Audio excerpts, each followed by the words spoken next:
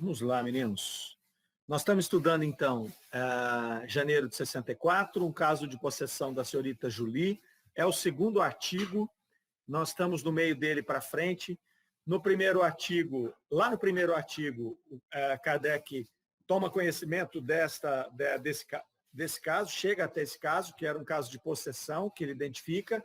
Depois, semana retrasada, que nós estudamos esse segundo artigo aqui, que nós começamos ele, Kardec se encontra com essa moça, que era a senhorita Julie, que era uma obsediada, uma obsedada, e o espírito obsessor era uma pessoa que já tinha sido uma rainha, chamava-se Fredegunda, e Kardec estabelece, então, um contato com ela durante o processo de obsessão, e ele passa todo esse começo do artigo conversando com ela, compreendendo o fenômeno e chamando a atenção da obsediada para que ela pudesse se conscientizar, se conectar com os espíritos superiores. Essa foi a primeira parte do processo. Nós vimos lá que havia uma tentativa de fazer a cura dela pelo magnetismo animal, e esse magnetismo animal causava um prejuízo ao processo, ao invés de ajudar, ele atrapalhava.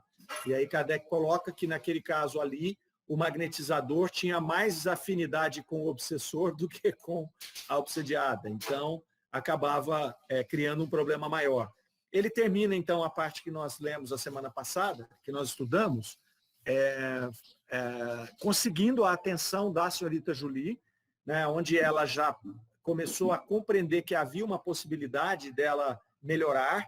Então, ele termina ali aquele trecho fazendo ela prometer que ela ia orar pela Fredegunda, pelo espírito obsessor, né? Coisa que ela não queria fazer. Ele começa sensibilizando ela ali, e ela dizia, não, para ela eu não vou fazer oração de jeito nenhum.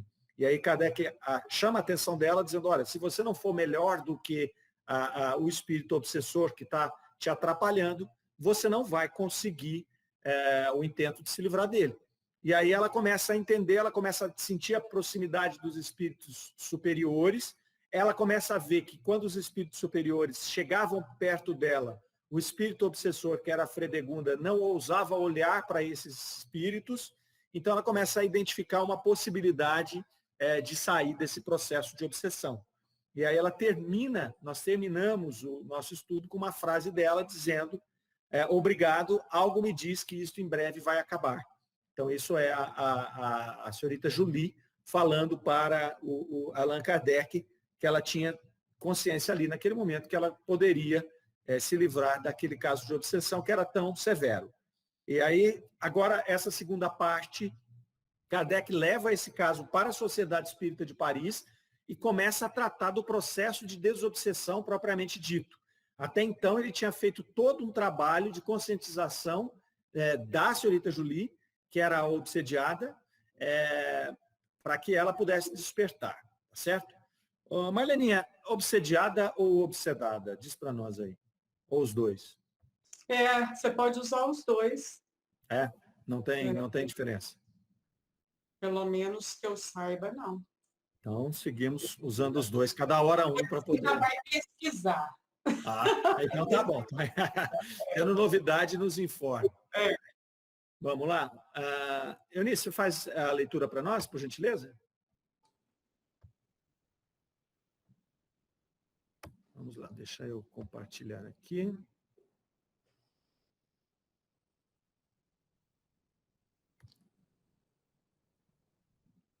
Aí.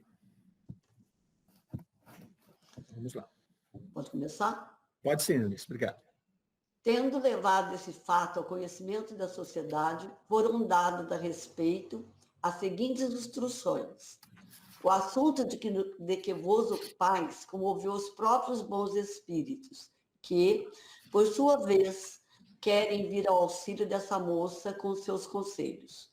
Com efeito, ela apresenta um caso de obsessão muito grave, e entre os que vistes e vereis ainda, pode-se pôr este entre os mais importantes, mais sérios e, sobretudo, mais interessantes, pelas particularidades instrutivas já apresentadas, e pelas novidades que ainda oferecerá.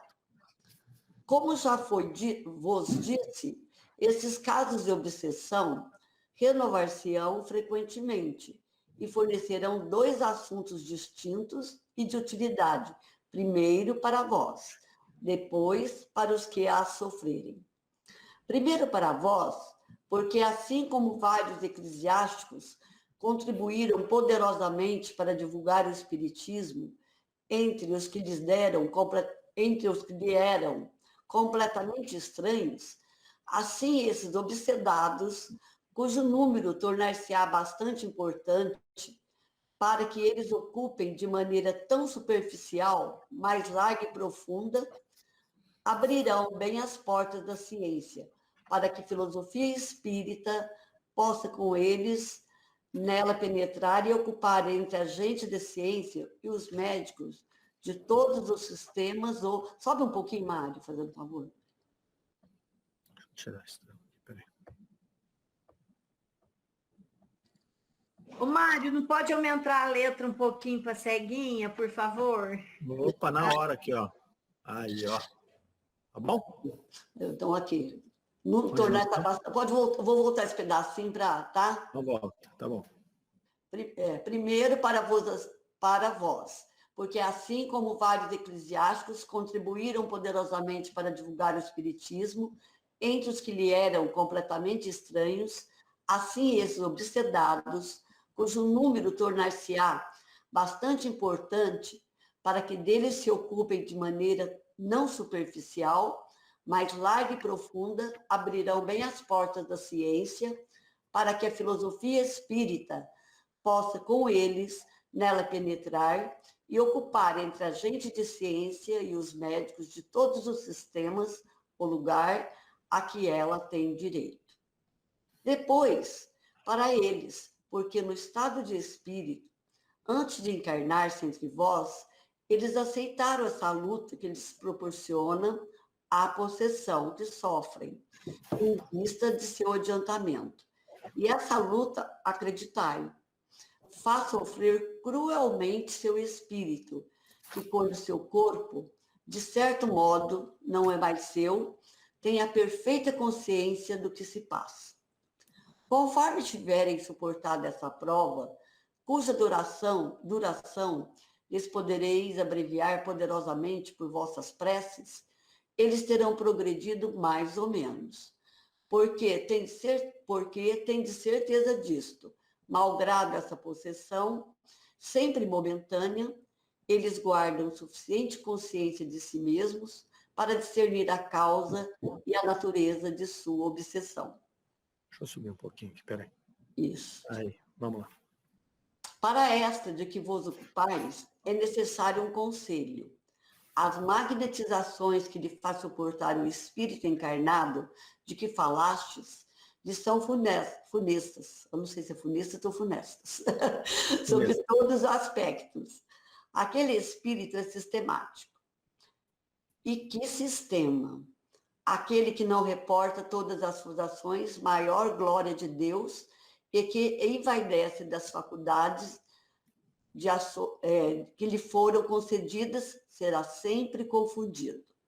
Os presunçosos serão rebaixados, às vezes neste mundo, infalivelmente no outro.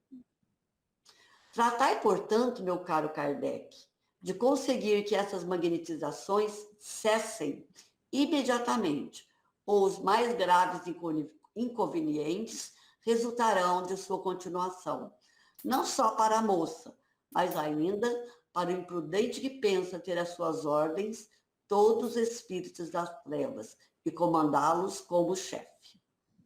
Tá, joia? Só um minutinho aí, vamos dar só uma comentada nesse primeiro trecho. Ele começa ali, né, já dentro da Sociedade Espírita de Paris, recebe essa comunicação, dando uma orientação sobre esse caso, e é interessante que o espírito que faz a comunicação ali, ele começa colocando, né, que esse caso estava entre os mais graves que eles já tinham analisado, né, e mais importantes, né, e aí ele fala uma série de adjetivos ali, mais sérios e mais interessantes, né, tanto pelas particularidades instrutivas, toda vez que eles iam avaliar isso, eles buscavam essas particularidades, né, a gente tem que lembrar aqui que nós estamos lá no começo ainda, né, do desenvolvimento da doutrina espírita. Né? Então, a gente está lá em 64, não fazia muito tempo, não fazia nem 10 anos que Kardec tinha começado a se envolver com os processos das mesas girantes lá. Então, eles tinham ainda essa necessidade de ter essas informações, de se instruírem para compreender esses processos todos, principalmente no caso das obsessões, né? Dessa relação que existia entre os dois mundos ali. E ele vai dizer que é das mais instrutivas porque ela apresentaria novidades. Então, esse caso vai trazer várias novidades dos conhecimentos que eles tinham até aquela época. A gente pode ler hoje e falar, não tem novidade nenhuma, mas não tem novidade para nós 160 anos depois. Né? Confesso que mesmo para mim, quando eu li a primeira vez esse artigo lá atrás, ele trouxe várias coisas interessantes que eu desconhecia ou entendia de maneira errada. É um artigo muito importante mesmo. Depois ele vai dizer ali, falar, né, que primeiro, né, assim como, primeiro ele teria ali a instrução, ele seria importante e instrutivo, primeiro para o pessoal da Sociedade Espírita de Paris. Ele fala, primeiro para a voz, né, da sociedade, porque assim como os eclesiásticos haviam divulgado a doutrina espírita, é interessante que ele fala, por que os eclesiásticos divulgaram se eles combatiam a doutrina espírita? Porque quanto mais eles combatiam, quanto mais eles criavam argumentos contrários, mais Kardec tinha a oportunidade de justificar esses argumentos. Então, os eclesiásticos eles foram importantes na disseminação da doutrina espírita. Quanto mais batia, mais Kardec apresentava a lógica e mais a doutrina se difundia. Nós vimos a questão lá lá de Barcelona, né, no Alto de Fé de Barcelona, quando eles queimaram os livros. Né? Aquilo foi uma propagação enorme para a doutrina espírita, porque se os eclesiásticos estavam queimando é porque tinha alguma coisa interessante ali, né? Porque já tinham queimado muitas coisas. Então ele começa dizendo ali que para os espíritas era importante, porque assim como os eclesiásticos contribuíram para essa divulgação, esses casos de obsessões, e principalmente obsessões tão graves e profundas, abririam as portas da ciência para poder absorver, ou pelo menos buscar entender essa filosofia espírita. Né? A gente viu que depois isso meio que foi deixado de lado. Né? A academia, a ciência convencional, a medicina, acabou deixando um pouco de lado essa questão das curas espirituais, dos processos obsessivos, da própria comunicabilidade dos espíritos, e isso agora está sendo retomado lentamente, né, no final do século XX, começo do século XXI, está sendo retomado lentamente, aí, voltando esse tema para a academia. Né, então a gente vê aí universidades como a de Juiz de Fora, universidades como a que participava lá o Ian Stevenson, falar da questão da espiritualidade de maneira mais aberta, sem medo de ser apontado ali como algo ridículo. Né?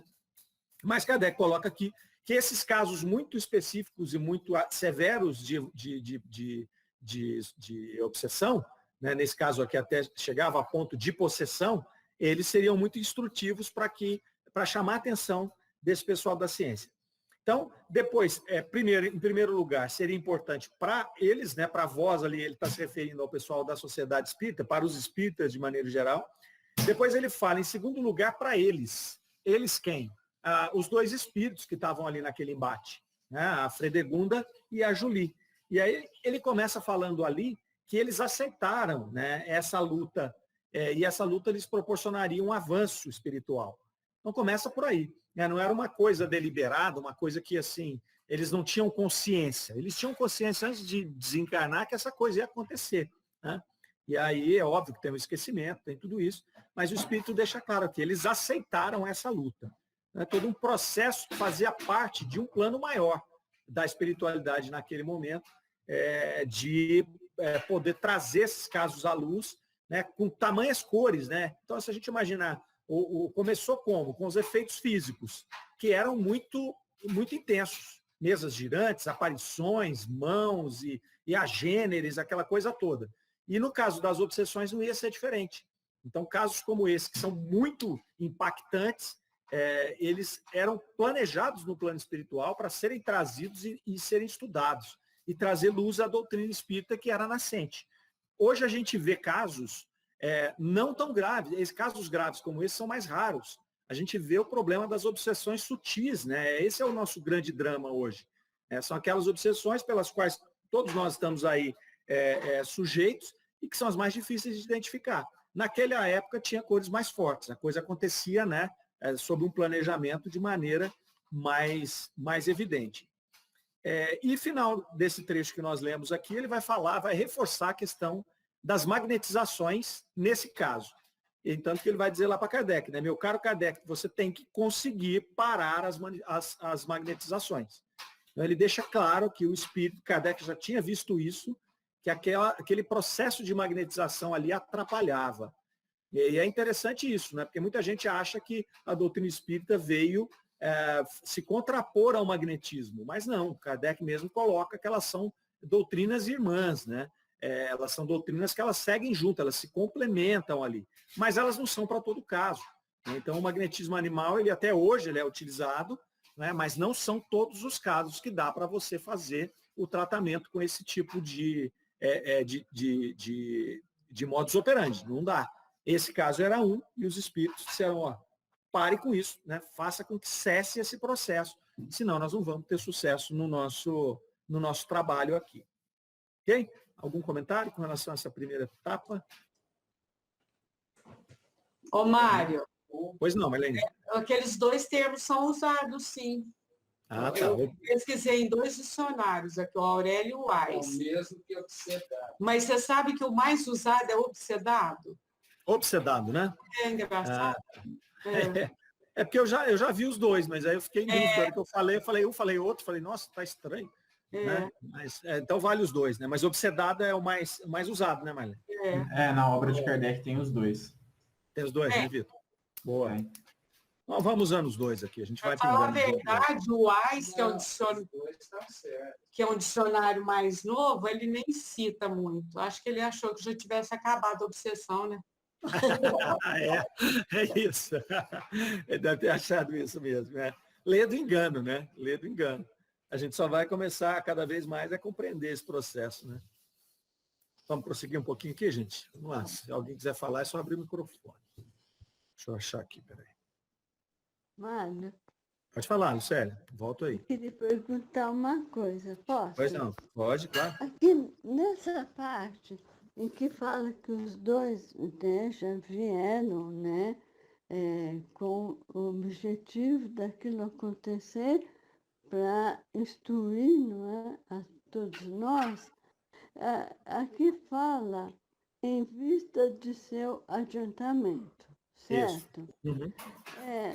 No caso, como eu posso entender que o espírito que estava, né, obsediando a Jolie era adiantado?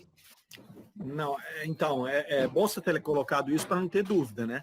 Quando ele fala que em vista do seu adiantamento, na verdade, esse adiantamento não quer dizer que ele é mais adiantado do que as outras pessoas. Ele em vista do seu adiantamento, ele poderia ter colocado aqui do seu pouco adiantamento, entendeu? Ele está querendo se referir ao estado que eles estão. Vamos ler a frase aqui, olha lá, ó.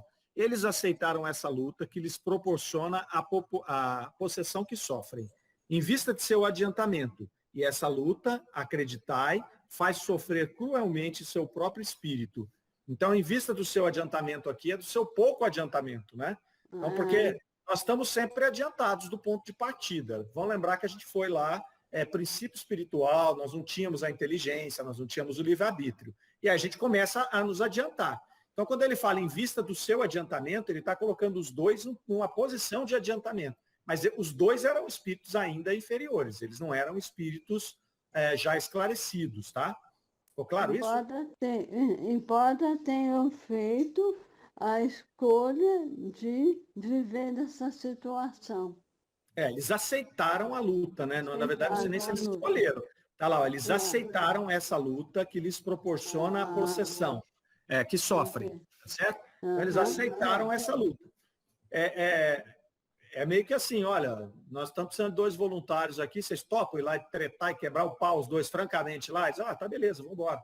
Né? Foi isso que eles fizeram. Né? Aqui não demonstra que eles são espíritos superiores que falaram, vamos encenar um teatro, não. Né? O pau comeu entre eles lá mesmo. Né? Eles aceitaram esse processo. Por que aceitaram? Vamos lá. Porque se nós temos espíritos obsessores, né? Se nós temos espíritos que nós somos inimigos, que nós tivemos muitas coisas, muitas pendências no passado, às vezes muito graves, o que acontece? Por que a gente não tem muitos casos como esse, né, de o espírito fazer esse processo de obsessão, chegar até possessão? Porque a espiritualidade superior não deixa. Né? Os nossos anjos guardiões não deixam isso chegar nesse ponto. Então, quando a gente vai reencarnar, é como se fosse até um descanso para o espírito. Muitos encarnados, quando vão descansar, por exemplo, têm altas lutas com aqueles que ele deixou do plano espiritual. Né? Mas encarnados aqui é como se a gente tivesse uma certa proteção da espiritualidade que faz com que limite a atuação desses nossos obsessores. Né? Porque eles estão libertos do corpo físico. Se não houvesse essa hierarquia espiritual, onde o plano espiritual superior que nos conduz aqui na encarnação criasse esse limite, esses processos de possessão iam se dar toda hora. Toda hora, toda hora, toda hora. Porque a maioria de nós tem ainda pendências, né, com espíritos em estágio de pouco adiantamento. Muitos de nós ainda estamos nesses estágios, né?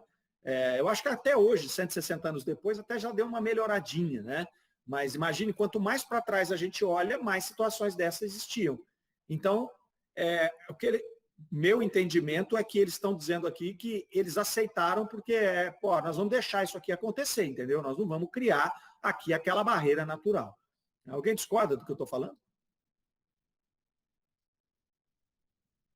Silêncio. Eu concordo, porque eu acho que a Fredegunda deve, no estágio dela de evolução, ela deve ter o espírito, né? Deve ter gostado, né? Ela pensou 2 vezes, né? Permitiu, estou indo, não é? Agora entendi. Os dois dão mostra de uma certa inferioridade mesmo, né? A Fredegunda porque queria essa vingança, e lembrem que a Julie falou, por ela eu nunca vou orar, ou por ela não, né? Então ela sabia que era um espírito inimigo, né? Porque veja só, se eu estou sofrendo uma obsessão aqui, eu não reconheço esse espírito inimigo, e quando alguém me fala, ore por ele que vai dar certo, a primeira coisa que eu faço é orar por ele, eu quero me livrar desse cara, não é? Agora, no caso dela, ela disse para ela nunca, eu nunca vou orar por ela. Ela reconhecia esse espírito como um inimigo de outras vidas. Então, o que eles aceitaram aqui foi, eu acredito, essa luta mais franca, mais evidente, para poder servir realmente como um caso didático, né? Como um caso a ser estudado ali, no caso, pela turma da Sociedade Espírita de Paris. Eles estavam muito bem de assessores, né, para estudar o caso deles. Ô, Mário, Pois não. mas como você mesmo frisou agora, eles estavam comprometidos já.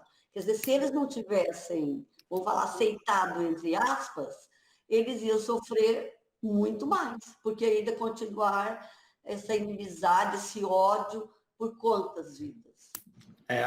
Essa oportunidade de entrar, né?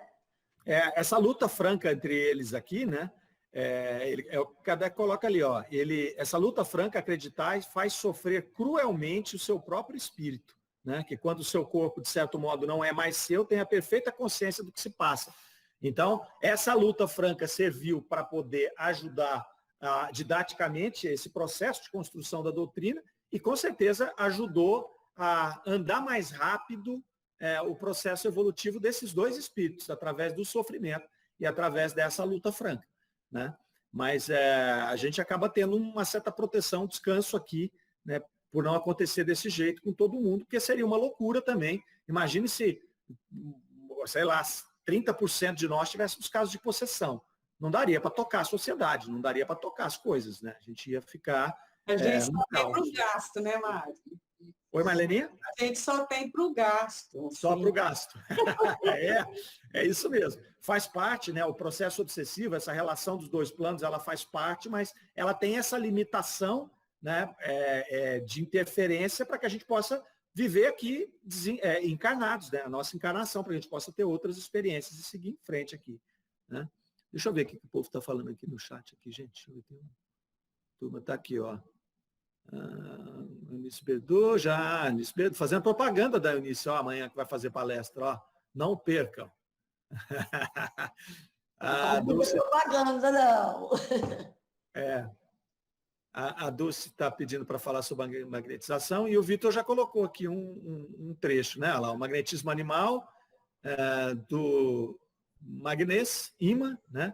Assim chamado por analogia como o magnetismo mineral, demonstrou a experiência que não existe tal analogia, ou que é apenas aparente, né? Assim, a denominação não é exata. Como, porém, foi consagrada pelo emprego universal e como, por outro lado, o epíteto que é adicionado não permite equívocos. Haveria mais inconveniente do que utilidade em substituir a expressão. Algumas pessoas substituem por mesmerismo, mas até agora a tentativa não prevaleceu. O magnetismo pode assim ser definido: ação recíproca de dois seres vivos por meio de um agente especial chamado fluido magnético.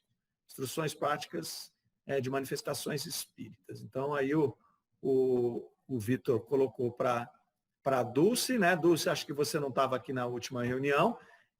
Só lembrando que, nesse caso aqui específico, eles estavam fazendo o processo de magnetização animal nela e piorava a situação, né? E a magnetização animal, quando nós fazemos uma fluidoterapia, um passe, nós temos os dois fluidos envolvidos, né? O fluido animal, o magnetismo animal, e temos também o fluido espiritual, né? Então, mas quando se fazia lá de Mesmer, o magnetismo de Mesmer, o trabalho era predominantemente animal, tá certo? Então, a gente vai caminhando. Vamos lá. Certinho, Mário. Obrigada, Vitor. Valeu. Valeu. Vamos seguir. Então, vamos lá. Eu vos afirmo que vereis esses casos de obsessão e de possessão se desenvolverem durante um certo tempo, porque eles são úteis ao progresso da ciência e do espiritismo. É por aí que os médicos e os sábios, enfim, abrirão os olhos e compreenderão que há moléstias cujas causas não estão na matéria e que não devem ser tratadas pela matéria. Esses casos de possessão vão igualmente abrir horizontes totalmente novos ao magnetismo e fazer com que ele dê um grande passo para a frente pelo estudo dos fluidos até aqui tão imperfeito. Ajudado por esses novos conhecimentos e por sua aliança com o Espiritismo, ele obterá grandes coisas. Sobe um pouco agora. Isso. Infelizmente, no magnetismo como na medicina, durante muito tempo, ainda haverá homens que julgarão nada terem a aprender. Essas obsessões frequentes terão também um lado muito bom, pelo fato de que, estando penetrado pela prece e pela força moral, pode-se fazê-la cessar e pode-se adquirir o direito de expulsar os maus espíritos, e pelo melhoramento de sua conduta, cada um procurará adquirir esse direito, que o Espírito de verdade que dirige esse globo conferirá quando for merecido. Tende fé e confiança em Deus, que não permite que se sofra inutilmente e sem motivo. Ramenan. Médio Albert. Muito bom. Bom, aqui ele vai tirar, né, qualquer dúvida que a gente tenha ficado com relação à análise do trecho anterior, né? Quando ele fala aqui, ó, eu vos afirmo que vereis esses casos de obsessão e de possessão se desenvolverem durante um certo tempo, né? Então, não são casos naturais, não são casos que são comuns nessa nossa relação entre plano material e plano espiritual. Eles foram intensificados naquele momento, eles foram como se os espíritos ficassem de lado para poder ter essa coisa mais franca, mais evidente, para trazer à luz esses conhecimentos. E Kardec vai falar aqui dessa junção, aqui ele já fala sobre, não é Kardec, é Hahnemann que fala, né? Que está dando essa comunicação, vai falar sobre essa necessidade do magnetismo, fazer um estudo melhor sobre a questão dos fluidos e fazer esta parceria com a doutrina espírita para que ele pudesse avançar. Isso, na verdade, não aconteceu muito, né? Assim, o magnetismo, enquanto doutrina, ele acabou não avançando para o lado da doutrina espírita, né? Talvez a doutrina espírita tenha avançado mais para o lado do magnetismo, trazendo naturalmente, porque ela é uma doutrina posterior ao magnetismo, esses conhecimentos e essas práticas do magnetismo para as suas práticas. Mas o magnetismo em si não avançou nisso. talvez até porque, não sei se parte dos magnetistas daquela época acabaram migrando para a doutrina espírita, enfim, mas foi isso que Hahnemann coloca aqui, mas a gente não vê hoje o magnetismo como uma ciência que coloca a doutrina espírita no seu bojo doutrinário ali. E também o magnetismo praticamente acabou, né? Você tem alguns espíritas que aí fazem acesso a esses conhecimentos. Ok? Só lembrando aí que esse Hahnemann é o criador da homeopatia. Ah, perfeitamente. Perfeitamente. Kardec estava fraco, né? Fala, Sérgio. Eu tenho uma pergunta. Existe algum relato, nós estamos falando de obsessão aqui, existe algum relato de efeitos exatamente ao contrário? Que você tem um espírito de luz que induz uma pessoa a fazer coisas boas e seria isso, mas provocando efeitos exatamente o contrário, né? No espíritos diferentes, mais avançados. Existe algum relato assim no passado? Ô, Sérgio, eu não vou saber, assim, da minha parte, te dizer se Kardec, pelo menos eu não me lembro, né, de casos assim. A gente pode pensar, por exemplo, em espíritos mais avançados, em situação de êxtase, né, que tenham esse auxílio, né? Mas aí a gente não chamaria de obsessão, né? A gente chamaria Não seria obsessão, seria o contrário. E seria, por exemplo, psicografia, mas uma coisa que fosse útil, que chamasse atenção pela qualidade da comunicação. Uhum. Eu acho que o processo mediúnico, né, quando ele traz esses espíritos muito avançados, ele talvez, mas não pode chegar a ser qualificado como esse tipo de influência, né? Talvez a gente tenha tido, e aí assim, eu não vou conseguir te nomear nenhum, mas talvez nós tenhamos tido algum desses grandes ícones aí da humanidade extremamente inspirados, né? Mas eu não lembro que se enquadrem nessa classificação sua. Mas eu não lembro de Kardec catalogar ninguém com essa distinção, não. Alguém daí lembra algum caso, não? Alguém? Não, assim, lembrar não, mas se eu pensei aqui enquanto o Sérgio falava, nos grandes músicos, né? Que eles compõem obras-primas, ou mesmo escultores, eu acho que a arte, os espíritos sofrem muito essa influência. Claro que aí também não tem o aval do encarnado, né? Ou outras influências, né? Sei lá. A Marlene falou de músico aí, eu me lembrei aqui do Guimarães Rosa, né? O grande escritor Guimarães. Na literatura também. Também, da literatura. Na arte como um todo, tem as inspirações. O Guimarães Rosa. Tem os espíritos evoluídos, né? Que são artistas e que inspiram aqueles que já têm uma certa intuição, aqueles que por si mesmo já adquiriram um patamar adequado, né? Equivalente a essa inspiração. E às vezes a inspiração é tão grande, que é o caso de Van Gogh, por exemplo. Ele fala que ele era um médium desequilibrado, que a carga que ele recebia era tão grande que ele, às vezes, se desequilibrava. A carga inspiradora era demais para ele. A gente vê muitos artistas nessa mesma condição, né? Eles acabam meio que vivendo em dois mundos aí e perdem um pouco a noção da realidade, né?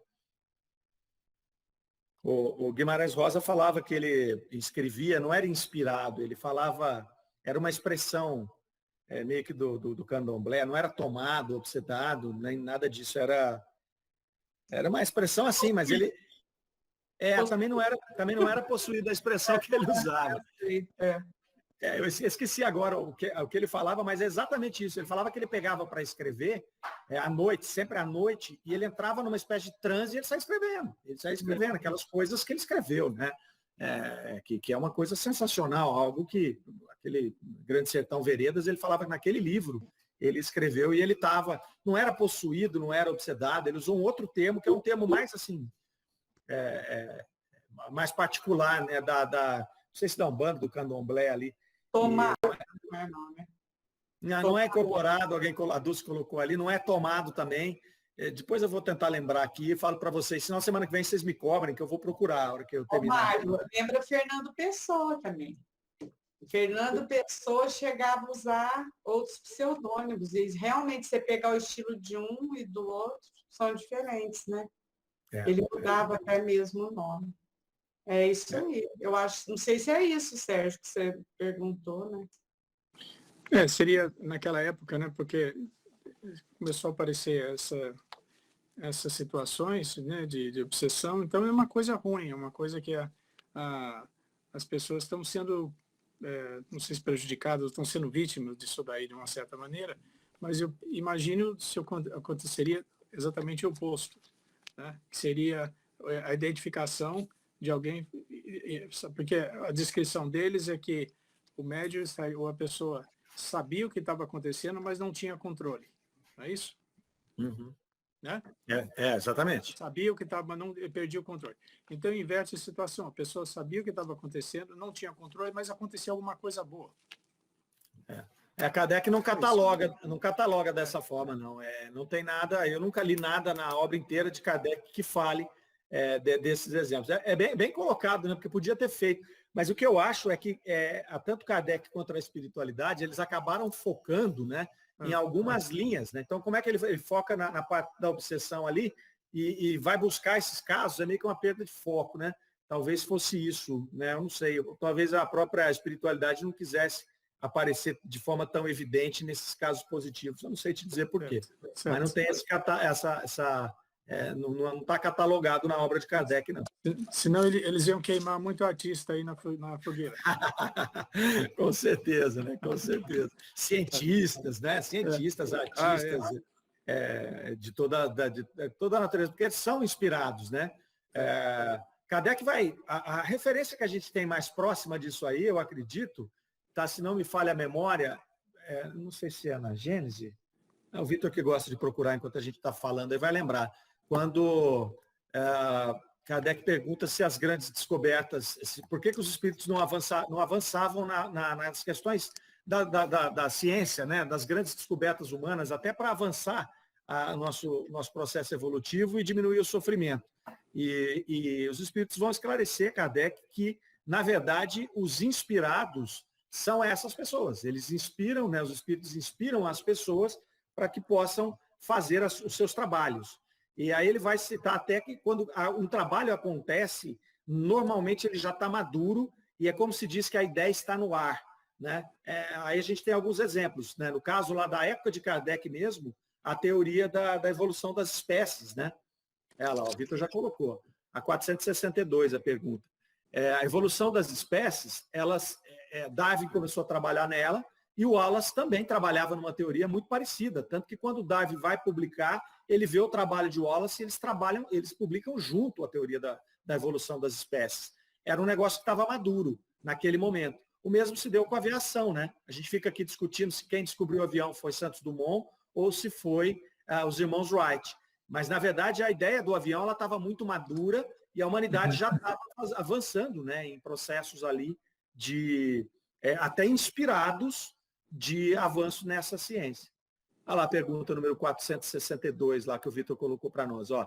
É sempre de si mesmo que os homens inteligentes e de gênio tiram suas ideias? Resposta, algumas vezes elas lhes vêm do seu próprio espírito, porém de outras muitas lhes são sugeridas por espíritos que os julgam capazes de compreendê-las e dignos de transmiti-las. Quando tais homens não as acham em si mesmo, apelam para a inspiração. Fazem assim, sem o suspeitarem, uma verdadeira evocação. Olha aqui, Sérgio, bem próximo daquilo que você está comentando. Ó. Se fosse útil que pudéssemos distinguir claramente os nossos pensamentos próprios dos que nos são sugeridos, Deus nos haveria proporcionado os meios de o conseguirmos, como nos concedeu diferenciarmos o dia da noite. Quando uma coisa se conserva vaga, é que ela convém que assim aconteça. Então é isso, a gente está sempre inspirado pela espiritualidade, né, nesse caso superior, para poder avançar no progresso, aí, tanto no campo humano quanto no campo espiritual. Né? E na Gênese também, Mário, Kardec fala, né, da revelação de segunda categoria ou de segunda instância, vamos dizer assim, né? Que aquilo que o homem não consegue revelar nem pela sua genialidade é revelado pelo fenômeno mediúnico. Uhum. É mais ou menos também referente ao que o Sérgio perguntou. Perfeitamente, muito bem colocado. Einstein também tinha muito disso, né? Ele entrava num transe profundo ali e de repente brotava, ele falava, brotava as coisas, né? Naquela mente brilhante que ele tinha, né? Então ali a gente pode até inferir que também podia ter alguma interferência, né? Tudo bem? Tudo bem. Mas é interessante, Mário, inclusive que, como você citou, né, Darwin, que foi ali contemporâneo de Kardec, e como é interessante, porque dentro do Livro dos Espíritos, Kardec vai tratar o quê? Ele vai tratar sobre a geração espontânea. Isso. Então, que era uma tese anterior ali a Darwin, era que era aceita academicamente ali naquele momento. Então, na verdade, né, obviamente, Kardec trabalha com os conceitos científicos de seu tempo. E é interessante, porque os espíritos poderiam falar para ele, olha, não é desse jeito que funciona, né? Vocês vão descobrir, espera um pouquinho, porque foi logo em sequência ali da publicação do Livro dos Espíritos. Mas não, eles não falam nada, eles só respondem, né, de maneira neutra ali, não corroboram com a tese, mas também não falam para Kardec, olha, não é assim que funciona, vocês vão descobrir, porque realmente não é o papel deles interferir dessa maneira, né? Então essa influência, e até de certa maneira, né, para que tudo ocorra de maneira natural, essa influência é preferível que ela seja na surdina, né, como se diz, quietinho, porque pensemos, né, então, se toda, e inclusive é um argumento que Kardec usa, se toda revelação, se toda descoberta científica, o homem ficasse dependente da revelação dos espíritos, isso ia gerar uma dependência deletéria para o desenvolvimento da ciência, do conhecimento em si, porque o homem ia ficar dependente daquilo. Então é preferível que os espíritos façam por meio de inspiração, como a gente tem diversos exemplos. São inúmeros quando se estuda na história da literatura, da música. A gente vê em Beethoven, né, inclusive, essa questão da inspiração, em grandes nomes, mas também em nomes desconhecidos, em pessoas comuns. Essa questão da inspiração é muito normal, né? É algo natural, realmente. Por exemplo, quando se lê na obra de Platão, Sócrates era comum, né? A gente sabe do daimon que ele tinha, que era basicamente o anjo guardião ali que o assessorava, mas era comum, né? Inclusive quando a gente lê lá no Banquete, Sócrates ele tinha momentos de êxtase que ele ficava, às vezes, horas fora de si, sem falar nada, só paralisado ali em outro lugar, né? A gente não sabe onde. Mas muito interessante. Então, a gente tem diversos exemplos pela história, né? Inclusive o próprio Sócrates fala, né, que dentro de um dos diálogos de Platão, chamado Apologia de Sócrates, ele diz que quando ele vai até os poetas para descobrir, né, se os poetas eram sábios, ele descobre que, na verdade, eles eram somente inspirados. E olha que interessante. Então, são testemunhos históricos que são variados. A gente poderia fazer um compilado disso, porque tem muita coisa. Se eu não me engano, em uma das obras do Leon Denis, né, eu me lembro agora de cabeça exatamente qual mas ele faz em diversas obras, ele compila, de certa maneira, ali referências históricas da existência da mediunidade, coisas do gênero, da reencarnação também ele faz isso, lá no Cristianismo e Espiritismo, enfim. Mas tem muita coisa.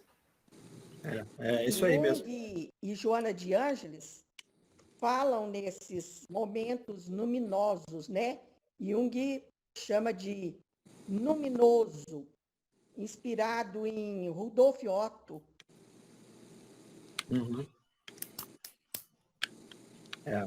Fantástico, né? A gente tem realmente esse apoio, mas como o Vitor falou, é velado, né?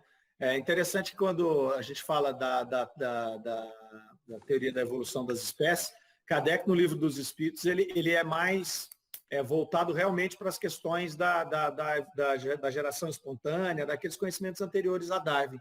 Já na Gênese, quando a gente vai ler, quando ele vai colocar essas teorias, ele já começa a incorporar ali no pensamento dele algumas ideias darwinianas.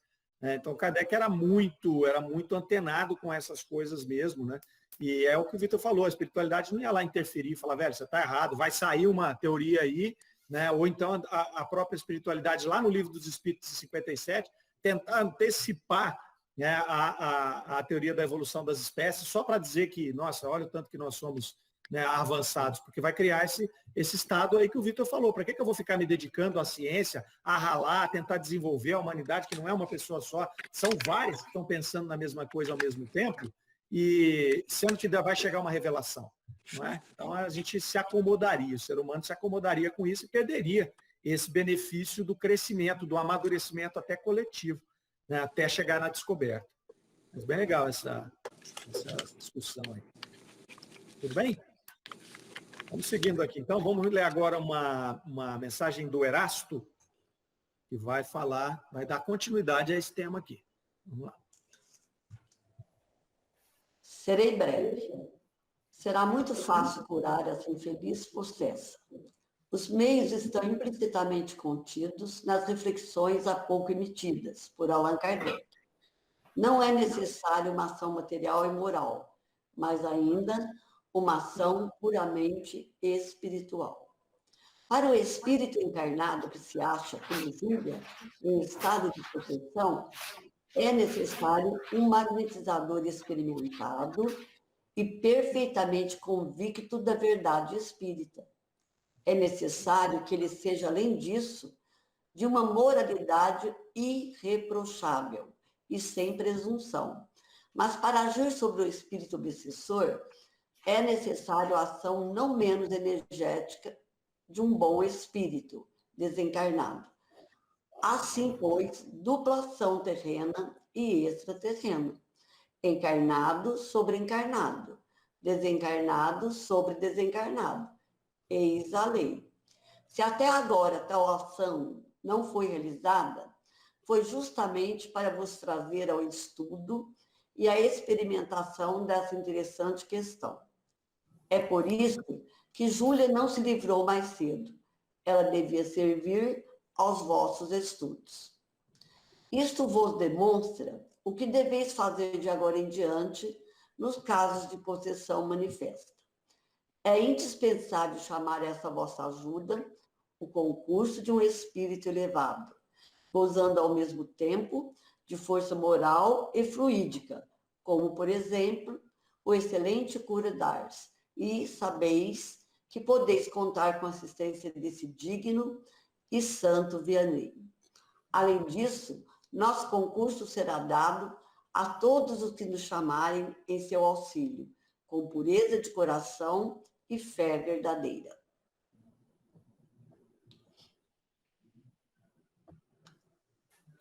Resumindo, quando magnetizarem Júlia, será preciso começar pela fervorosa evocação do cura d'Ars e de outros bons espíritos que se comunicam habitualmente entre vós, pedindo-lhes que hajam contra os maus espíritos que perseguem essa moça, os quais fugirão ante as falanges luminosas.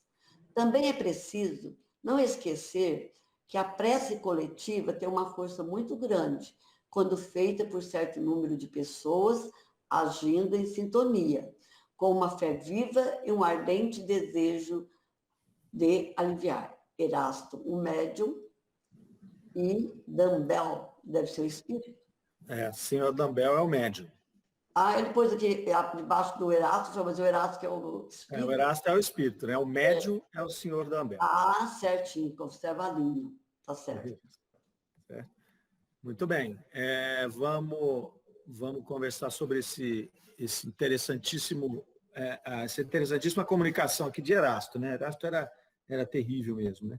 Ele vai dizer aqui, ele fala que será breve, né? Ele dá realmente uma comunicação breve, mas carregada de coisa aqui para a gente poder analisar, né? A primeira coisa que ele vai falar ali é que os meios estavam ali implicitamente contidos naquele caso. E que ali não era mais necessária somente uma ação material e uma ação moral, mas que era necessária uma ação puramente espiritual. Então ele vem colocar aqui um novo ingrediente, né, nesse caso. Lembra que lá no começo ele falou que haviam novidades que seriam acrescentadas no estudo desse caso.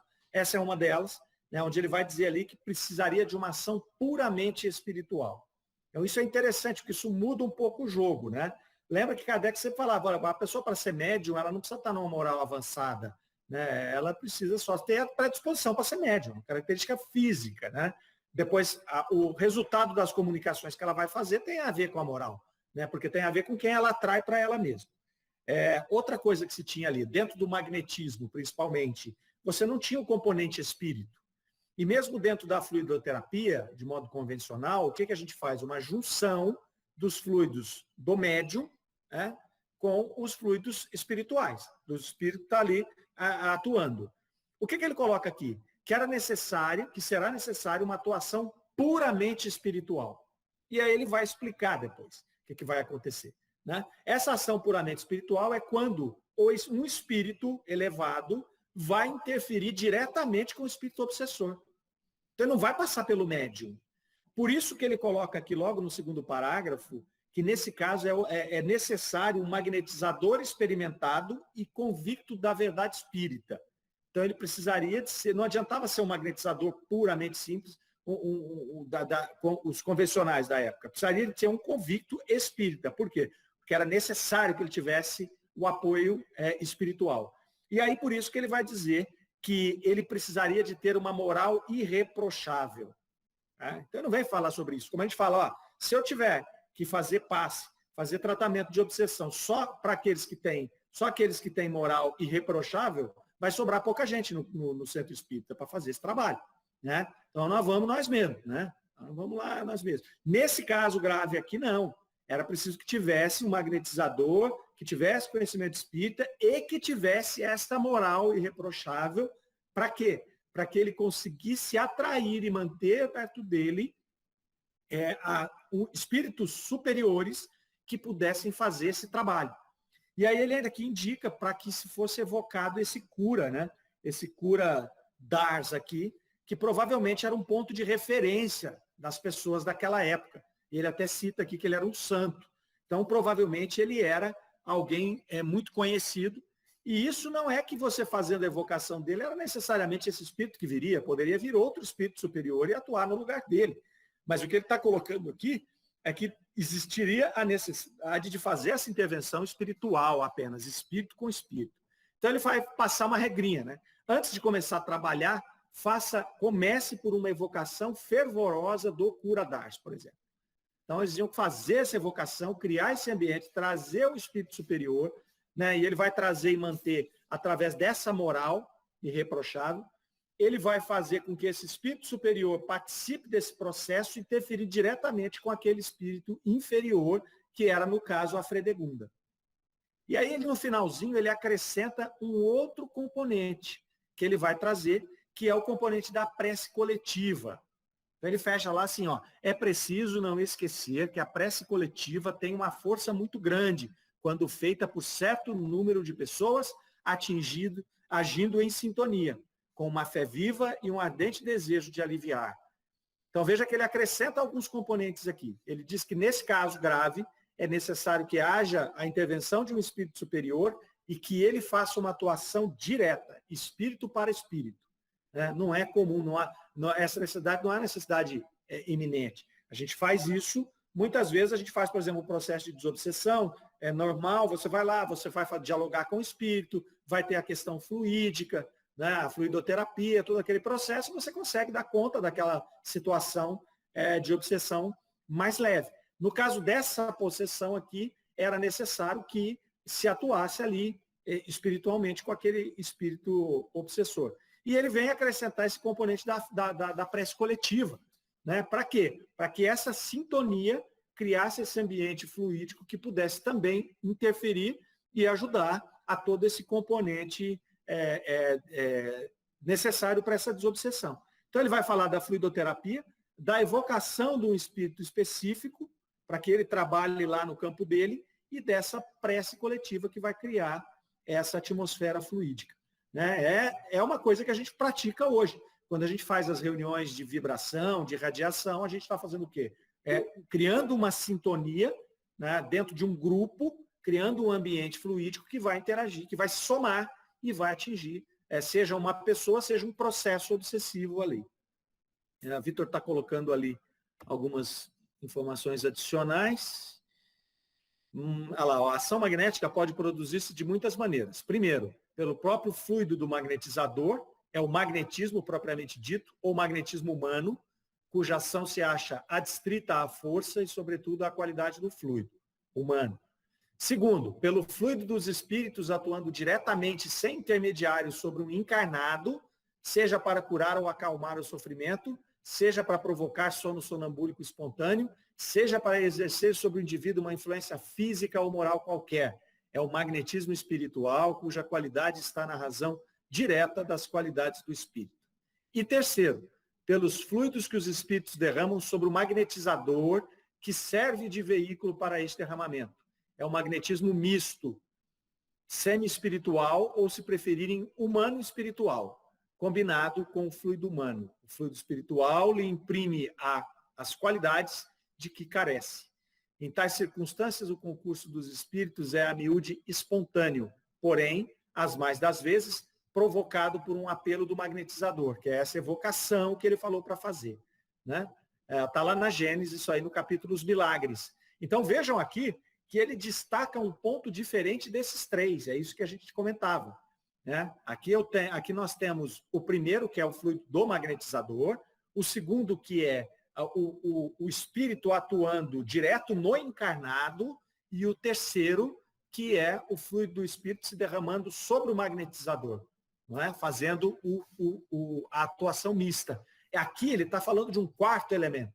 É o espírito atuando direto com o espírito obsessor. Percebem isso? Percebem a diferença? Né? Então, nem na Gênesis aqui, ele não destaca isso aqui textualmente. Ele poderia colocar um quarto item aqui dizendo casos em que o espírito vai atuar diretamente com o outro espírito. Então, ele não cita esse caso aqui. Aqui está a grande novidade. Né? Uma delas, talvez tenha mais alguma aqui que a gente vai ver semana que vem. Eu não vou dar spoiler, mas essa é uma das grandes novidades, né? Que é muito interessante, porque ele ainda vai colocar essa necessidade de ter um avanço moral do magnetizador. Eu preciso desse avanço moral. Se eu não tiver esse avanço moral, eu não conecto com o espírito que vai atuar direto com o espírito obsessor. Comentários? Ô, Mário, qual é mesmo o número da revista? O ano da revista? Essa revista é de 64, dona Ana. Janeiro, tá? Um caso de possessão, senhorita Julie, segundo artigo. Ok. Tá? Mário, terminando esse artigo, nós vamos continuar com palestra de Lentúmulo da Fredegunda? Vamos sim, vamos sim. Ai, que legal. Uhum. Vamos até o fim com ela e depois nós vamos voltar para 63. Na verdade, não, né? Continua depois, ainda em janeiro, ali com uma mensagem do Lemarri, do médium Lemarri. Vai longe aqui ainda, porque esse caso aqui eles vão trabalhar com ele aí bastante tempo. Acho que nós vamos umas 2 reuniões ainda falando desse caso. Tem bastante coisa bacana aqui, porque esse foi um caso muito emblemático, eu diria, para a própria doutrina espírita, para a constituição da doutrina. Comentários sobre essa mistureba aí dos fluidos? Ninguém discorda? Dá um medo quando ninguém discorda de nada. Tranquilo. Bom, gente, se está tranquilo, a gente encerra por aqui hoje e aí voltamos na semana que vem, na mesma bate-hora e bate-local. Beleza? Beleza. Beleza. Lá nós vamos... Boa noite a todos. Tchau. Boa noite. Tchau, boa noite. Boa noite a todos, amigos. Boa noite a todos. Tchau, pessoal. Boa semana. Boa noite a todos. Obrigada. Obrigada a todos. Boa noite. Com Deus. Semana que vem. Deus. Se Deus quiser.